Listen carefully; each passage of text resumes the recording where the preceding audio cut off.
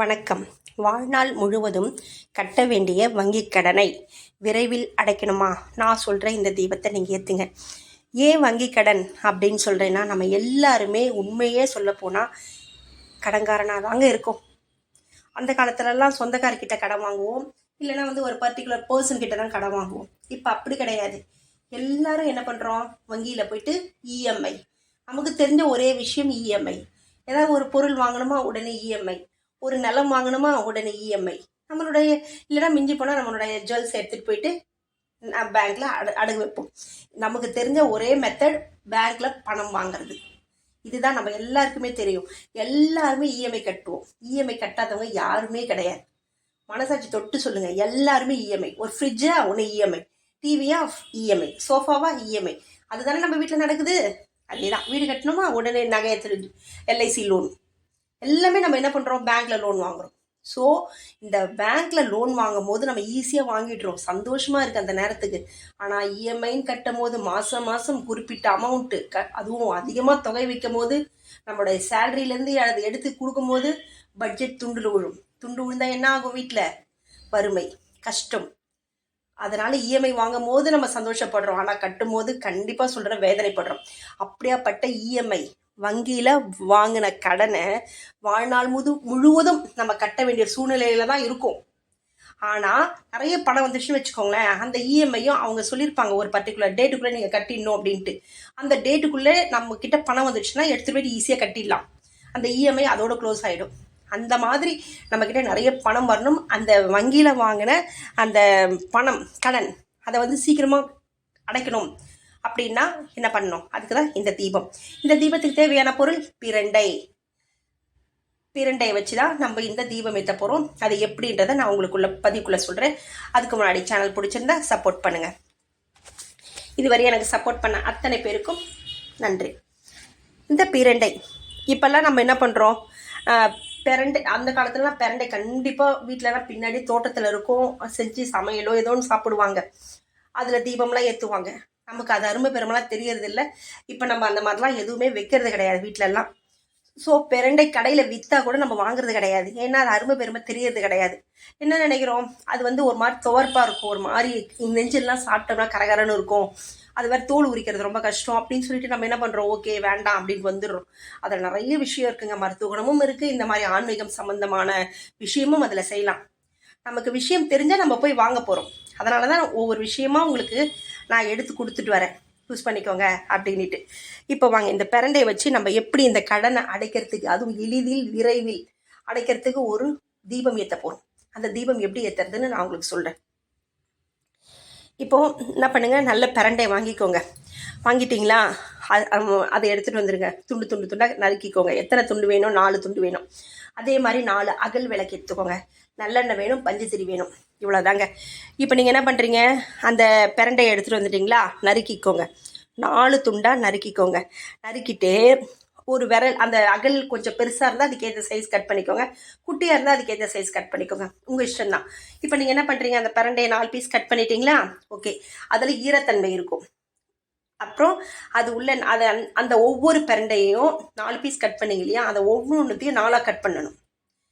பார்த்து கட் பண்ணுங்க, கை கட் பண்ணி போறீங்க. அந்த 4 கட் பண்ணணும். கட் பண்ணிட்டு அதாவது கொஞ்சம் அது உள்ளே இன்செர்ட் பண்ணணும். எது? இந்த பஞ்சு தெரிய உள்ளே வைக்கணும். அதுக்கேற்ற மாதிரி நம்ம லெமன்லாம் 4 கட் பண்ணுவோம் பார்த்தீங்களா? கீழே மட்டும் விட்டுடுவோம், மேலே மட்டும் கட் பண்ணுவோம் பார்த்தீங்களா? சுற்றி போடுறதுக்கெலாம் அதே மெத்தடு தான். இப்போ நீங்கள் என்ன பண்ணுறீங்க? அந்த பிரண்டையை 4 கட் பண்ணிக்கோங்க. கீழ் பக்கம் விட்டுருங்க, மேல் பக்கம் மட்டும் கட் பண்ணிக்கோங்க. கட் பண்ணிட்டீங்களா? இதை எடுத்துகிட்டு போய் 4 பீஸையும் எடுத்துகிட்டு போய் வெயிலில் காய போட்டுடுங்க. காய போட்டிங்களா? ஓரளவுக்கு ஈரம் வத்திடும். ஈரப்பதம் போன பிறகு வீட்டில் பஞ்சு திரி இருக்கும். அந்த பஞ்சு திரியை அது அந்த அந்த கட் பண்ணிங்க பார்த்தீங்களா? அந்த பிரண்டை அந்த 4 பீஸ் எடுத்தீங்க. அதை ஒன்றுக்கு 4 கட் பண்ணிங்க. அந்த ஒன்றுத்துக்குள்ளேயும் ஒரு பஞ்சு திரியை உள்ளே நுழைக்கணும், இன்சர்ட் பண்ணணும். பண்ணிட்டீங்களா? இப்போ அகல் எடுத்துக்கோங்க. அகல் எடுத்துக்கிட்டு அதில் அந்த நல்லெண்ணெய் ஊற்றிக்கோங்க. இதுதான் திரி நமக்கு. இந்த பிரண்டையில் நம்ம பஞ்சு திரியை உள்ளே நுழைச்சி வச்சுருக்கோம்.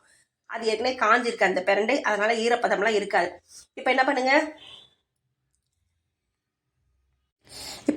அந்த இது இருக்கு இல்லையா, பிரண்டையை அந்த அகல் உள்ள வச்சுட்டிங்களா? நல்லெண்ணெயை ஊற்றிட்டிங்களா? பஞ்சு திரி போட்டிங்களா? இதை நீங்கள் பூஜை ரூம்லேயே ஏற்றலாம். எப்படி ஏற்றணும்? உங்கள் குல தெய்வத்தையும் இஷ்ட தெய்வத்தையும் மனசார நினச்சிட்டு 4 அகல் விளக்கும் ஒரு தட்டு எடுத்துக்கோங்க. தாம்பலம் பித்திரை தட்டு சொல்லுவீங்க, அந்த 4 அகல் வைக்கிற அளவுக்கு அதில் ஒரு சொஸ்திக் மாதிரி வரைச்சிக்கோங்க. ஏன் நான் சொஸ்திக் வரைய சொல்கிறேன்னா, பிள்ளையாருடைய முத்திரை. எப்பவுமே நம்ம விநாயகரை கும்பிட்டுட்டு தான் எதையுமே மற்ற சாமி கும்பிடுவோம். அப்புறம் குலதெய்வம், இஷ்ட தெய்வம், அப்புறமே எல்லா சாமியும் நம்ம கும்பிடுவோம். அப்படி இருக்கும்போது சொஸ்திக் அது வரைஞ்சோம்னா அது இருக்கிற இடத்துல எந்த ஒரு நெகட்டிவும் அங்கே இருக்காது. அதுக்காக தான். இப்போ சொஸ்திக் வரைஞ்சிக்கோங்க. எதால வரைவீங்க?